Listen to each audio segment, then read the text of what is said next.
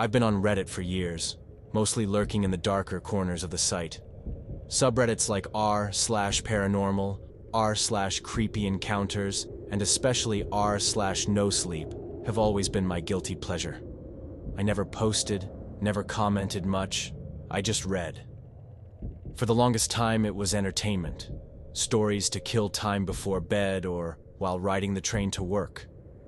But a few months ago, I came across a post that embedded itself in my brain. It wasn't even long, just a couple of paragraphs.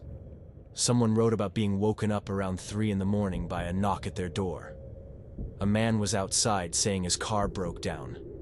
He asked to come in and use the phone. The Redditor described how unsettling it was.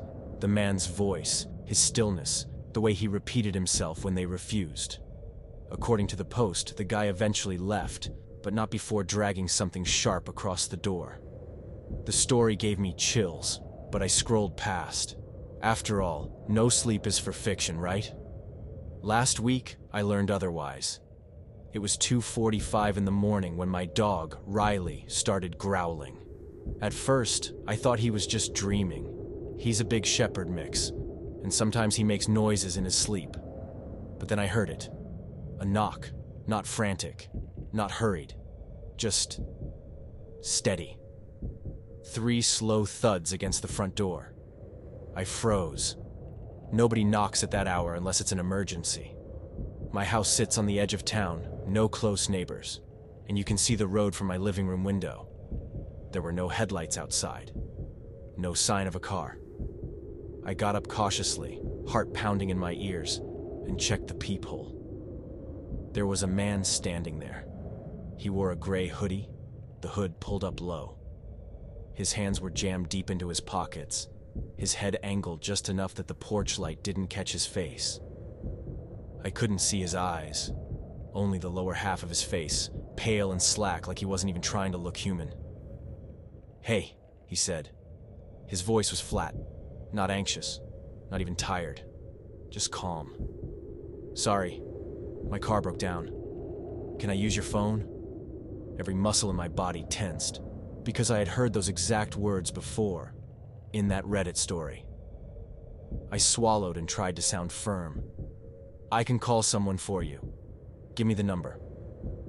There was a pause. He didn't move, didn't shift his weight, didn't pull his hands from his pockets. Then he repeated it, same tone, same exact phrasing. "Can I use your phone?" That's when I realized something was wrong. Terribly wrong. People stranded at night don't talk like that. They're urgent, maybe panicked, maybe grateful. This man was none of those things. He wasn't asking. He was expecting. I backed away from the door without another word.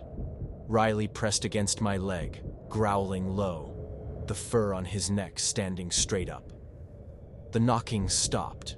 For a moment, I thought maybe he had gone. But then came another sound. A slow, deliberate scraping, metal against wood.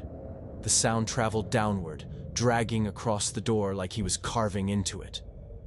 Long, steady strokes. Over and over. I didn't breathe. I didn't move. I grabbed my phone and retreated to my bedroom, locking the door and sitting on the floor with Riley beside me. Every creak of the house, every gust of wind outside felt amplified 100 times. The scratching went on for what felt like forever, until silence finally settled in. I didn't sleep the rest of the night. When the sun finally rose, I summoned the courage to check the porch. There was nothing. No car tracks on the dirt road. No footprints on the porch. But the door. The door was marked with long, deep gouges running straight down the wood, splintering it in places. Too precise, too intentional to be anything but a message. Shaken, I went online. I wanted to find that Reddit post again, to show someone, anyone, that this wasn't just in my head. That somebody else had gone through the same thing.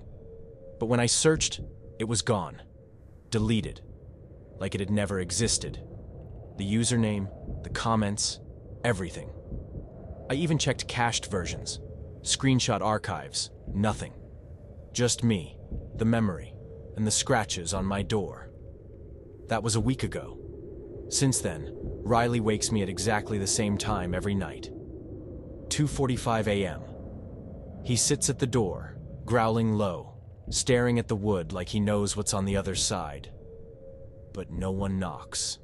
No one says a word. Not yet. And that's the part that terrifies me most. Because if that man is still out there, if he's waiting, then the next time he knocks, he might not stop until the door opens. If you've ever thought those creepy Reddit stories were just entertainment, maybe think again. Some stories don't stay online. Sometimes, they follow you home.